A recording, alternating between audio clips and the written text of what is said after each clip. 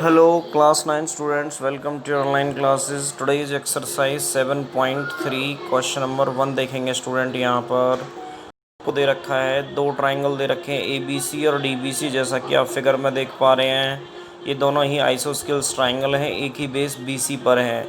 It means AB is equal to AC दे रखा है आपको, BD is equal to DC दे रखा है स्टूडेंट। आपको यहाँ से प्रूव करना है to show that triangle ABD congruent triangle ACD this जो भी दे रखा है वो हमें सब यहाँ से प्रूफ करना है। तो देखेंगे स्टूडेंट, सबसे पहले हम ले लेंगे जो पहला प्रूफ है, उसमें पूछा है आपसे ट्राइंगल ABD और ACD प्रूफ करिए। तो हम दोनों ही ट्राइंगल देख लेंगे, इन ट्राइंगल ABD और इन ट्राइंगल ACD।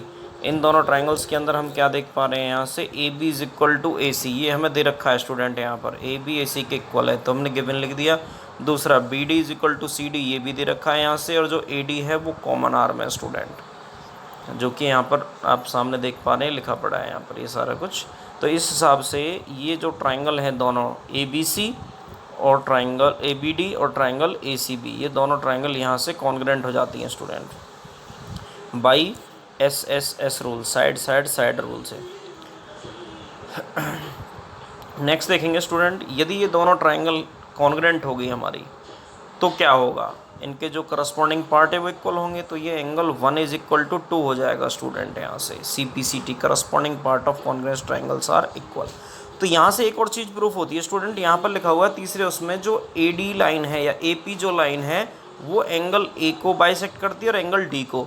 तो जो ये AP लाइन है इसने एंगल A को तो यहाँ से बाइसेक्ट करवा दिया। अभी अभी हमने प्रूफ करा है कि जो ये A है इस वाली लाइन ने जो AP लाइन जा रही थी इसने इसे 2 इक्वल पार्ट्स में बांट दिया, एंगल 1 इज इक्वल टू 2 यहाँ से हो गया एक हिस्सा। तो ये प्रूफ हो गया से एक। अभी हमने दूसरा प्रूफ कर लिया था, ABD कॉन्ग्रेंट हो गई ट्राइंगल ACD के। अभी देखेंगे नेक्स्ट, फिर उसने पूछा है कि ABP और ACP इन दोनों ट्राइंगल्स को कॉन्ग्रेंट प्रूफ करिए। तो बहुत ईजी है स्टूडेंट, यहाँ से आप देख पा रहे हैं AB is equal to AC तो हमें यहाँ से दे ही रखा था, angle 1 is equal to angle 2 हमने प्रूफ कर लिया, और जो ये AP लाइन है ये कॉमन है। तो ये दोनों ट्राइंगल कॉन्ग्रेंट हो गई बाई SAS।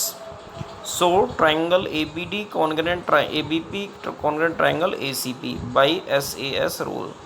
अगर ये दोनों ट्राइंगल कॉन्ग्रेंट हैं, एक बात तो ये प्रूफ हो गई सेकंड नंबर वाली। अब देखिए अगर ये दोनों ट्राइंगल कॉन्ग्रेंट हैं तो क्या होगा, BP is equal to CP हो जाएगा, CPCT corresponding side of congruent triangles are equal.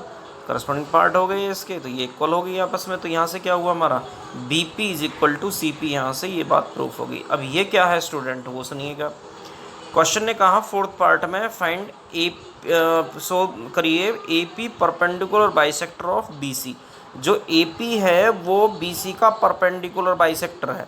अब हमने इसे बाइसेक्टर तो बना दिया, परपेंडिकुलर अभी बनाना बाकी है। तो यहाँ से बाइसेक्टर तो इसका प्रूफ हो गया ये वाला पार्ट, कि ये जो AP है ये बाइसेक्टर है BC का। कैसे है बाइसेक्टर वो आप देख पा रहे हैं यहाँ पर, BP is equal to CP हो गया तो ये बाइसेक्टर हो गया स्टूडेंट इसका।